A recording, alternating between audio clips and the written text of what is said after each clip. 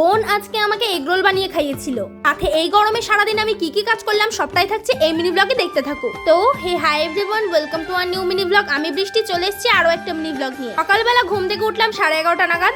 ওই একই কারণ, ঘুমোতে যে লেট হয়ে যায় তাই ঘুম থেকে উঠতেও একটু দেরিই হয়। যাই হোক, ঘুম থেকে উঠে সবার আগে আমি বেডশিটটা চেঞ্জ করে দিয়েছি। এই বেডশিটটা কেমন লাগছে জানিও তো।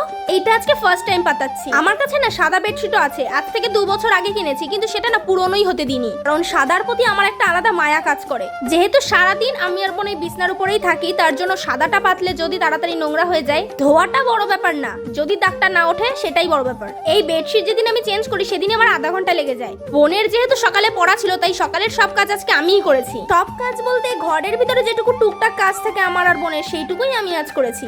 2-3টে জামা কাপড় ছিল, সেটাও ভাঁজ করে রেখে দিয়েছি। এরই মধ্যে মা ঘর মুছতে চলে আসলো। মা যেহেতু এদিকে ঘর মুছছে তাই ওদিকে আমাকে মা বললো ভাতটা বসিয়ে দিতে। বাবা যেহেতু খেতে আসবে আর একটু পরেই, বাবার খাওয়া নিয়ে অতটা চাপ নেই, যেহেতু আগের দিন রাতের পান্তা ভাত আছে সেটাই খাবে।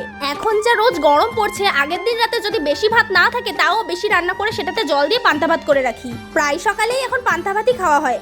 আমার তো পান্তা ভাত বেশ ভালো লাগে, তোমাদের কার কার কেমন লাগে জানিও। আচ্ছা, আমাদের দিকে তো বেশ বরফ পড়ছে, তোমাদের ওখানে কেমন ঠান্ডা জানিও তো। মার যেহেতু আজকে একটু ঠাকুর বাড়িতে কাজ আছে তাই আমি এদিকে রান্নাটাও আজকে করব। বেশি কিছু রান্না করব না, ওই যে সকালবেলা ভাতটা বসিয়ে দিয়েছিলাম সেটাই হচ্ছে, আর আজকে এক তরকারি মাছের ঝোল করব। রান্না বান্না হয়ে যাওয়ার পরে আমি তো স্নান দান করে চলে আসলাম। এরপর আর সারাদিনেই কোনো ভিডিও করিনি। আসলে আমার ফেভারিট জিনিসটা যে করছিলাম, আরে দুপুরের ঘুম।